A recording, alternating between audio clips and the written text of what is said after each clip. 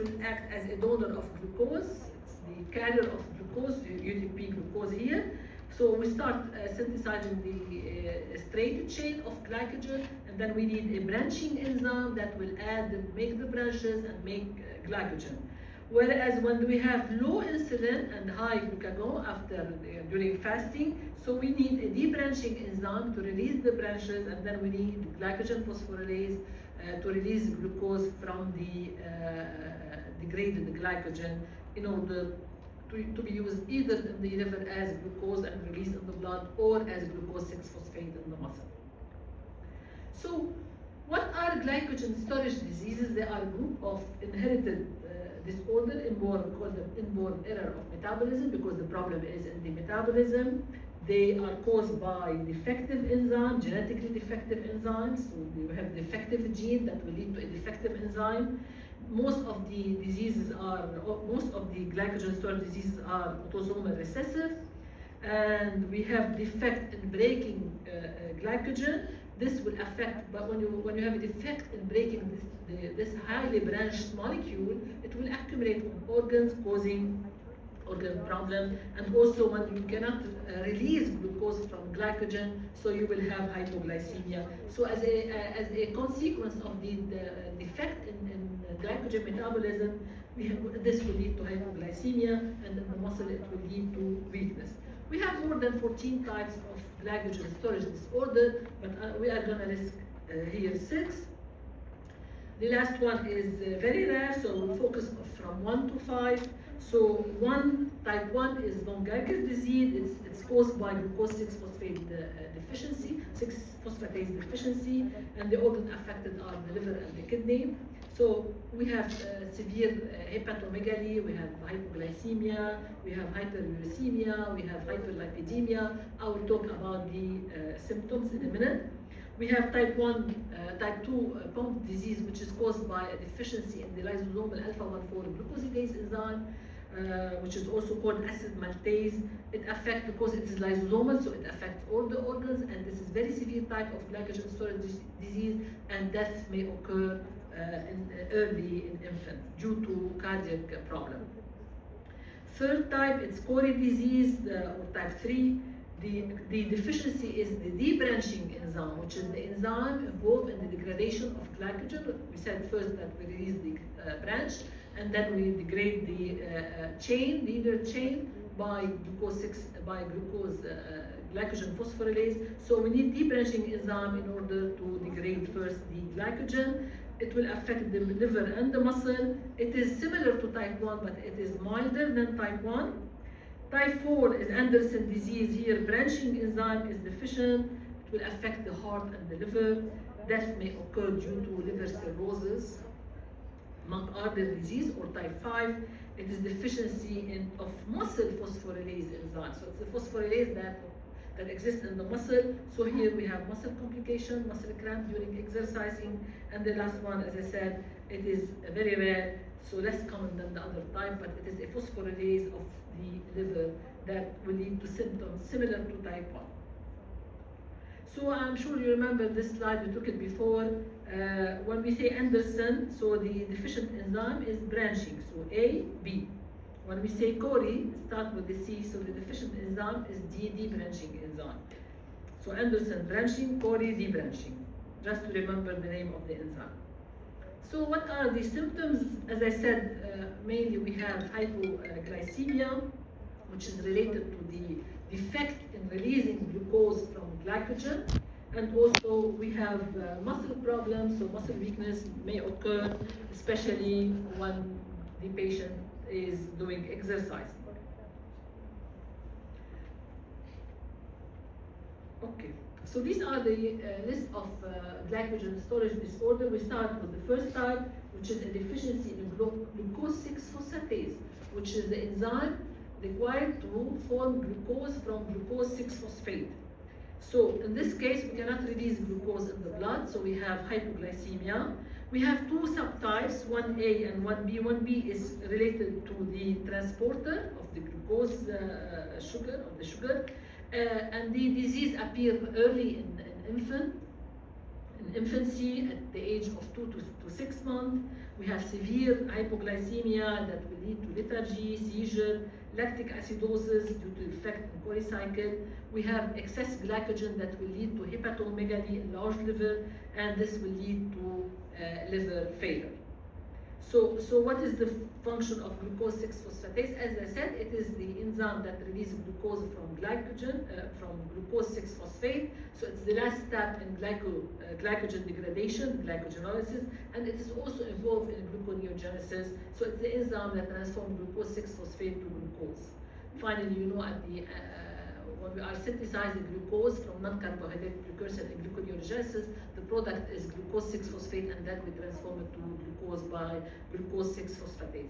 So enabling of producing glucose will lead to hypoglycemia and accumulation of glucose 6-phosphate in the hepatocyte. Also, this will lead to hepatomegaly because of the accumulation of the substrate in the liver. So you can see here, the problem is here actually, deficiency in glucose 6-phosphatase, which is the enzyme responsible to form glucose from glucose 6-phosphate. So hypoglycemia is expected, especially the fasting hypoglycemia. However, as I said, the accumulation of one substrate will not only affect the reaction where the enzyme is deficient, but the accumulation of the substrate will lead to an entry of this substrate into other pathways, such as here, we know that glucose 6-phosphate is the substrate for pentose phosphate pathway. So it will enter in the pentose phosphate pathway, forming more ribose 5-phosphate that we need. So forming more purine. So the accumulation of purine will lead to more formation of uric acid. So this will lead to hyperuricemia. And also the accumulation of glucose 6-phosphate will lead to formation of the two metabolites of glycolysis, glyceraldehyde 3-phosphate and dihydroxyacetone 3-phosphate. So more glycerol 3-phosphate, more pyruvate, more acetyl phosphate, more lipid, because these are the two, the glycerol and the acetyl are the precursors of triglyceride. So we have more lipid formation, more pyruvate, so more alanine, because alanine is obtained from pyruvate, and more lactic acid, because lactic acid is obtained from pyruvate, so lactic acidemia. So all these complications, hypoglycemia, hyperlipidemia, hyperalanemia, lactic acidemia, and hyperuricemia are complications of the type 1 glycogen storage disease. So in this slide, I describe what I just mentioned, why we have accumulation of the complication that occur due to the accumulation of glucose 6-phosphate. Okay. So infant, as I said, it appears in early life. So infant with the age of 3 to 4 will manifest with hepatomegaly and hypoglycemia seizures that occur. And also we have, as I said, hyperuricemia, hyperlipidemia, and the hyperlipidemia will lead to accumulation of lipid and making what we call the doll-like appearance of the baby due to accumulation of lipid here. Okay, and also we have hepatomegaly, so we have distended abdomen due to enlarged liver. We have hypoglycemia, lactic acidosis, increased triglyceride. The treatment for this condition is to give glucose continuously, especially at night, because we're not feeding the baby at night, so we need to feed the baby at night because his body is not making sugar. Okay, we need to add sugar to the body in order to avoid early death. And also, it's important to give after the age of 2 years cornstarch, because it is a polysaccharide, so it will help the body to maintain a certain level of sugar. So frequent meal. Also, the hyperuricemia should be treated, and we treat hyperuricemia by giving allopurinol, which is a drug that stops the synthesis of uric acid. Yeah.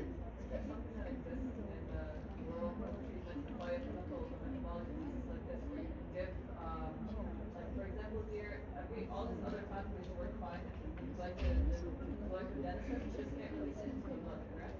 Is there any way to maybe increase the amount of hyperlipidemia or the side effects by inhibiting the enzymes of the pathway that's making the glycogen? No, we cannot inhibit these pathways because these pathways are important to the body. We need to form ribose 5-phosphate. We need to form lactate. This is this is physiological, but we cannot inhibit. For glycogenesis only, not to the other ones. But the complication is coming with the accumulation of glucose 6-phosphate. Yeah, So but for omega-3, for example, or the deposition of glycogen. how can you stop it? Is that a treatment that is good? No, the only treatment is to give sugar. Okay.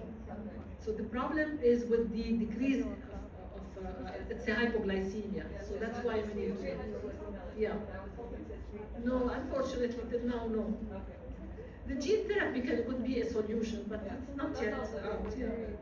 So if it's not treated, it may sometimes we may need to have liver transplantation for the baby.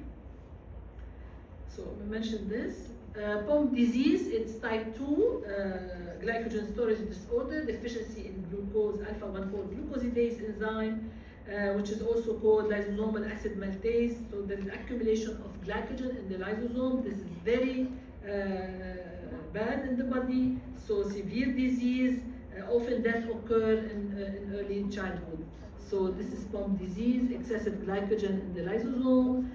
We have normal glycogen structure, however, the accumulation will lead to cardiomegaly, massive cardiomegaly that will lead to death. So the problem is with the accumulation. Also, we have musculoskeletal problem, not only cardiology, and respiratory problem due to accumulation of glycogen in the body, and the lysosome actually. Although the lysosomal degradation of glycogen is limited, however, the defect in this enzyme will lead to complications that will lead to death, early death.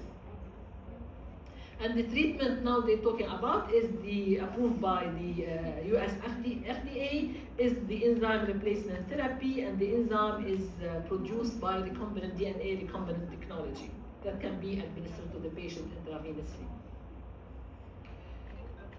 The third type is debranching enzyme deficiency, and it is Cori disease. It's also called Ford's disease, deficiency in glycogen debranching enzyme. So you cannot remove the branches, so the structure remain, the accumulation of glycogen, the normal structure of glycogen, because you are not able to removing it is similar to, symptoms are very similar. So we have fasting hypoglycemia that occur and hyperlipidemia, mainly in children. It is very similar to type 1, however, we don't have lactic acidosis in this type of disease. So the difference between type 1 and type 3 is that in type 3 we don't have accumulation of lactic acid and a milder hypoglycemia, so it is less severe in type 3. Doctor, why is there no lactic acidosis? Because the deficiency is not in the problem here is not in glucose 6-phosphatase. Yeah. So we have glucose 6-phosphate. The problem here is with the degradation of glycogen, that it is slow. Yeah. Okay, due to Anderson disease, it is deficiency in branching enzyme. So it's the enzyme involved in glycogen synthesis. So it will result with an abnormal structure of glycogen. It is similar to amylopectin. You know that amylopectin is similar to glycogen, but we have less branches. So if we have less branches here, fewer branches point and no longer outer chain. This will lead to liver disease early in life. So we have hepatomegaly, failure to thrive, liver cirrhosis, and the life expectancy here is limited due to liver cirrhosis that will lead to liver failure. So liver transplantation here in type 4 glycogen storage disease, which is Anderson disease, is very important. McArdle disease, it's a deficiency in the phosphorylase enzyme, but it is in the muscle. So the problem arises when we have exercising due. So the disease was seen in a 30-year-old, so he is an adult, so suffering from muscle weakness, pain, and stiffness following slight exercise. So the blood lactate fell in this patient during exercise, and the problem is with the muscle phosphorylase that is associated with McArdle disease. Why does the lactic acid fall? Is it used as a form of energy source? No, here because the problem is in the phosphorylase enzyme. So phosphorylase is deficient. So there is no rise of the exercising is here affected. So there is no rise of lactic acid. So we have also in McArdle disease, because it is in the muscles, so CK release, myoglobinuria may occur because of the problem in the, so this will lead to urine that may be dark after exercising. The last one, as I said, it's a very rare disease, less rare disorder. It is milder than the other type, but also hepatomegaly decrease with the age, and this appeared during puberty. So it's very rare disease, and it is benign, we can say, disease, because it is less serious. Now we move to lipid storage diseases.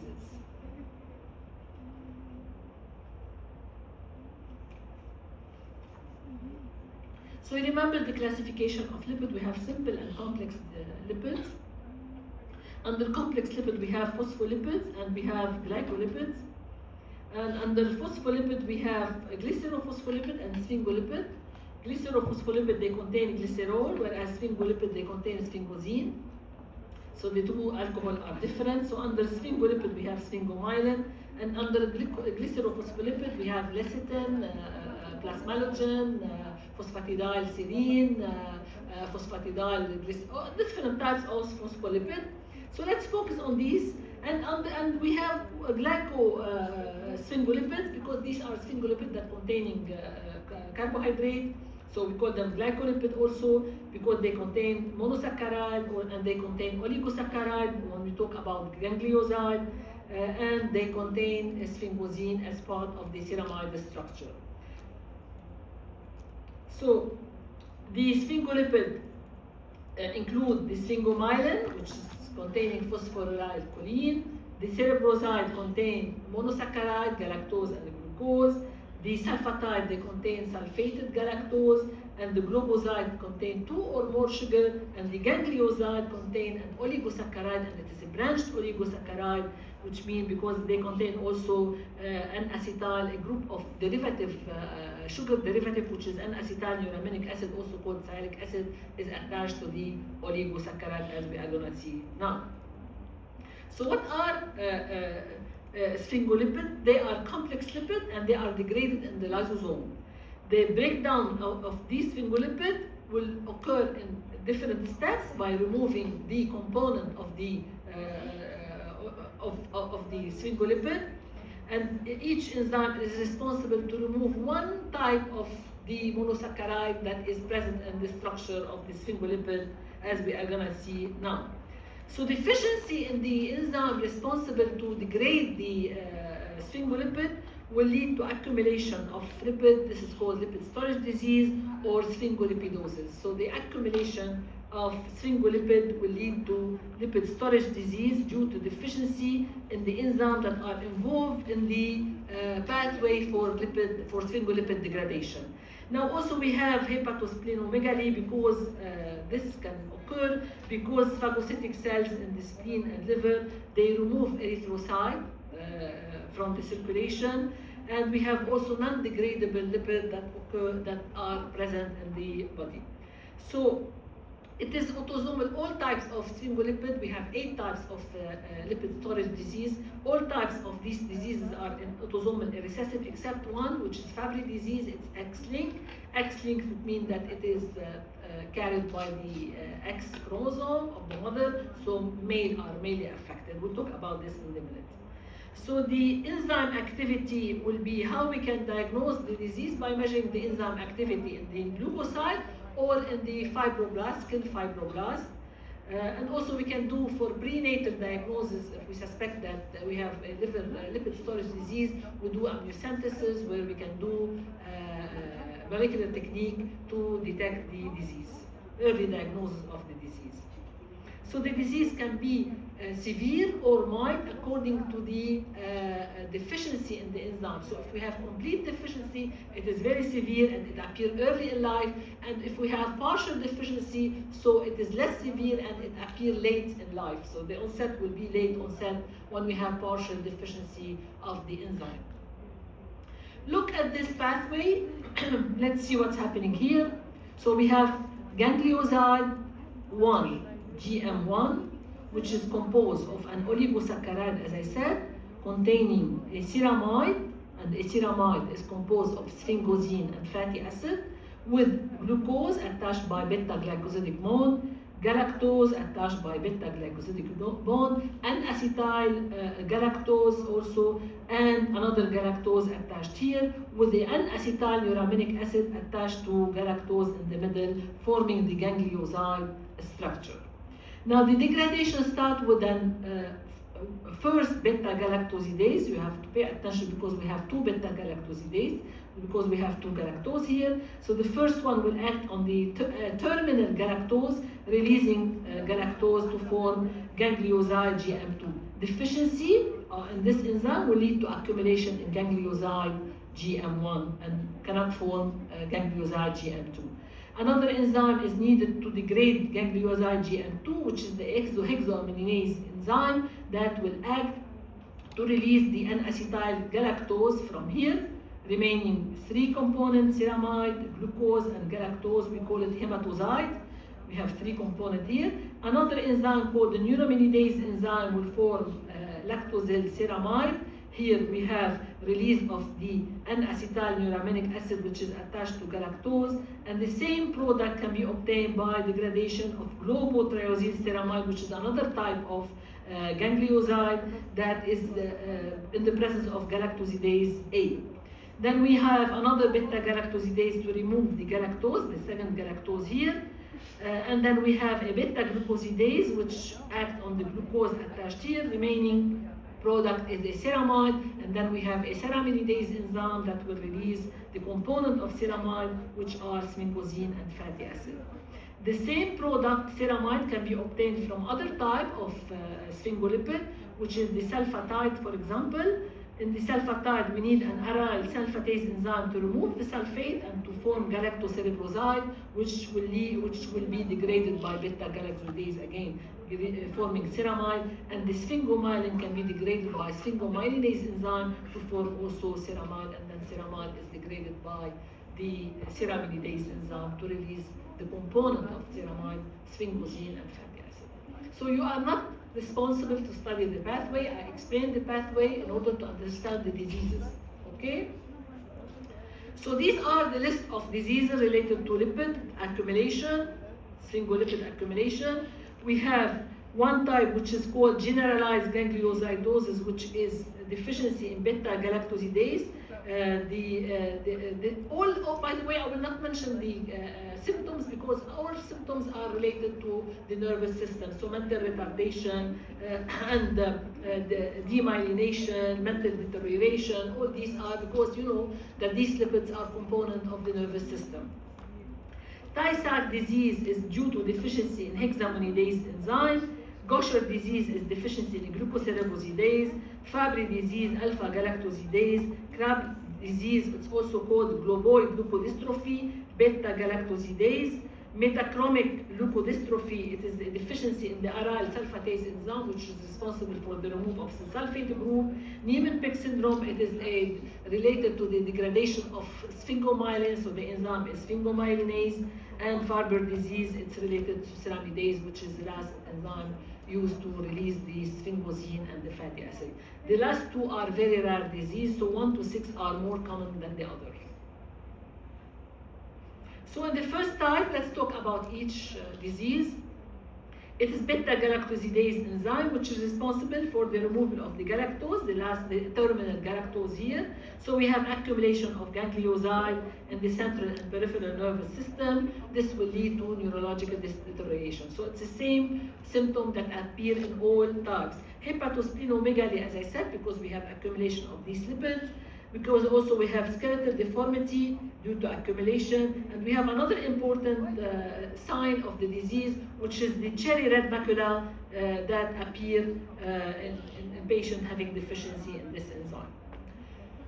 In Tay-Sachs disease, it's also a deficiency in the one of the enzyme involved in sphingolipid metabolism, which is the hexominidase A mutation that will lead to accumulation of the ganglioside GM2. As we said, we have two ganglioside. The accumulation of GM2 ganglioside will make what we call is the appearance under microscope onion skin lysosomes. So the accumulation of the GM2 ganglioside will make this appearance under microscope. So it's called onion skin lysosomes, okay? Which is characteristic of Tay-Sachs disease, and also we have the cherry red spots that appear in the retina. Gaucher disease, it is the most common type of lipid storage disease. It is common in Jewish population and Eastern and Central European also population. The deficiency in glucocerebrosidase enzyme, which is the enzyme responsible to release the glucose from ceramide, which is the last monosaccharide attached to ceramide to releasing ceramide. So we have accumulation of glucocerebroside, and the characteristic of the Gaucher disease is what we call the crumpled tissue paper appearance due to accumulation of the glucocerebroside in the cell. So we have elongated lysosomes that are filled with glucocerebroside. So when you see crumpled tissue paper appearance, it is related to Gaucher disease. Fabry disease, it is the only type of lipid storage disease that is considered as X-linked storage disease. The deficiency in the galactosidase enzyme, which is responsible of the release of galactose, galactose sugar to form lactosyl ceramide. So we have accumulation, this is called globoside. We have accumulation of globoside, which is the ceramide trihexoside. And we have two characteristics of Fabry disease. One is called hypofibrosis, which is decrease in sweating, so less sweating or no sweating in the patient. Angiokeratoma, which is reddish purple spots that appear on the skin, especially on the lower part and the part of the trunk. And also we have problem with the accumulation of this lipid that will lead to renal and heart failure. The complication will lead to peripheral neuropathy. This will be expressed by the patient by saying, I have burning pain in arms and legs. So this is a characteristic. Burning pain in arms and legs are characteristic of Fabry disease. Number 5 is Krabs disease.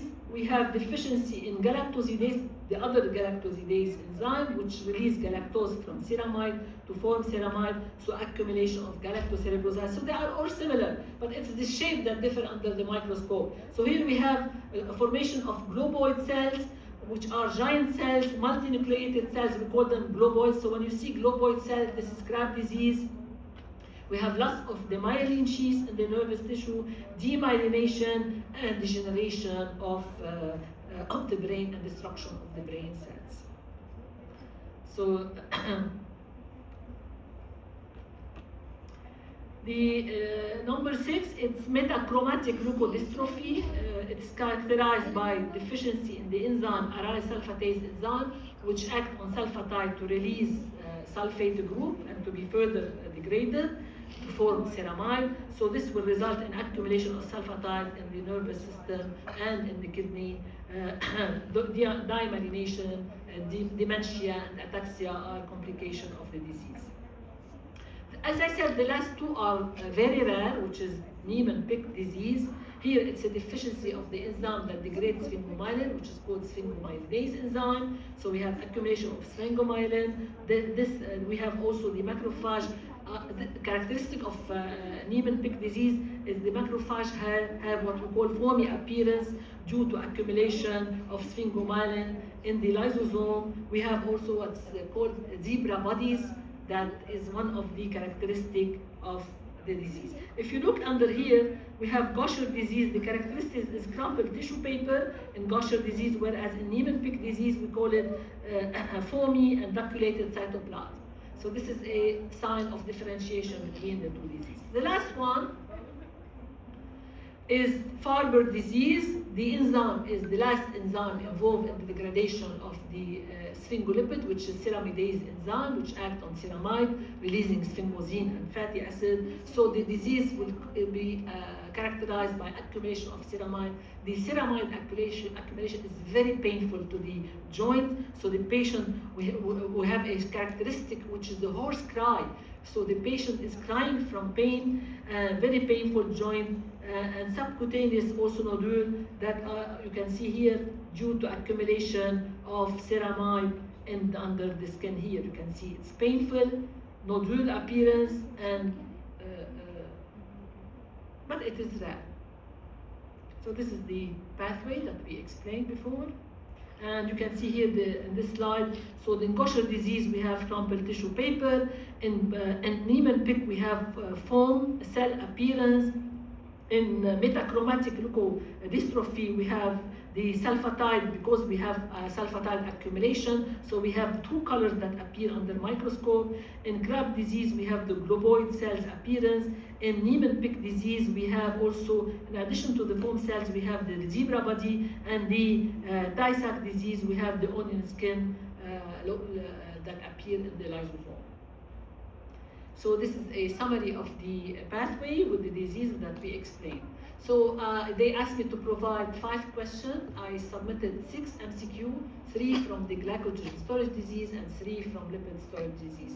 All my questions are related to the diseases, okay? So you have to know the disease, to make a table and summarize what we explained here in order to know. And I'm sure that you still remember some of the information from your previous courses. Yes?